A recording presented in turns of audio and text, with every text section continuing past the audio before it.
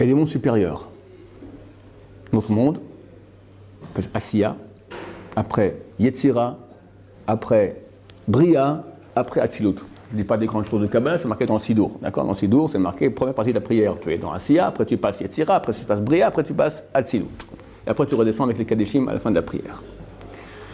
Atzilut, ça ne concerne pas, c'est le monde complètement divin. Il reste 3 mondes.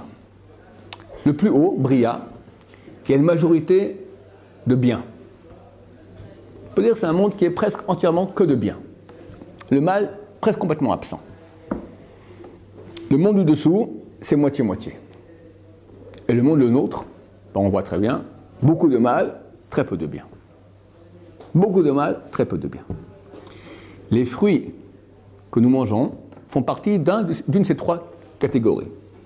Et comme j'ai dit auparavant, Rabbeinu Hari dit, c'est bien de manger ce soir tout Bishvat, moi j'arrive pas à le faire, peut-être vous arriverez, je sais pas, de manger 30 fruits, 10 catégorie 1, 10 catégorie 2, 10 catégorie 3, par rapport aux 10 sphères qu'il y a dans chacun de ces mondes-là. Alors c'est quoi ces 3 mondes? Je vais expliquer. Le premier monde le plus haut, celui qui correspond au raisin et à la figue. Bria, très bien. Dans ces mondes, qu'est-ce que j'ai dit? C'est un monde où il n'y a que du bien. Un peu. Alors tu verras que le raisin et la figue, c'est entièrement comestible. Il n'y a que du bien, rien que tu jettes. Tu prends le raisin, tac, tu l'avales. Idem, la figue. La figue, il faut vérifier qu'il n'y a pas de verre dedans. Mais si elle est propre, du point de vue du fruit lui-même, c'est tout kadosh. Maintenant, quand tu descends, tu arrives au monde intermédiaire qui est Yetzira, où c'est moitié-moitié. Moitié-moitié, mais le bien est plus fort que le mal, et il arrive à le juguler. Qu'est-ce qui se passe? Quand un est attaqué par l'autre, qu'est-ce qu'il fait pour se défendre?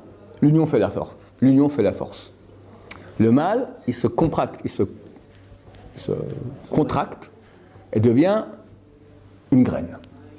La graine, c'est le mal. Et le fruit l'entoure de partout. Celui qui est plus fort, il l'entoure. Celui qui est plus faible, il se rétracte sur lui-même et il s'unit pour résister.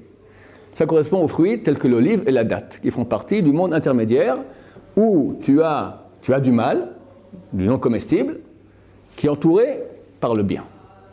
Et le monde le plus bas, c'est le nôtre, où il y a très peu de bien. Alors c'est le bien qui va rentrer à l'intérieur de son compact, qui sera entouré d'une clipa, d'une écorce.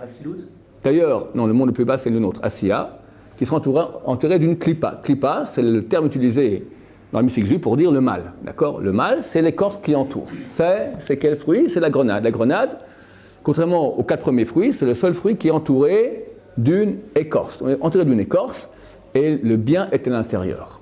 Et ça, c'est un très grand enseignement pour nous-mêmes.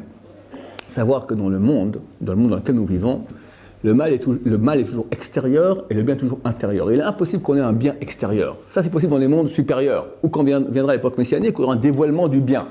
Mais le bien dans notre monde, il est caché.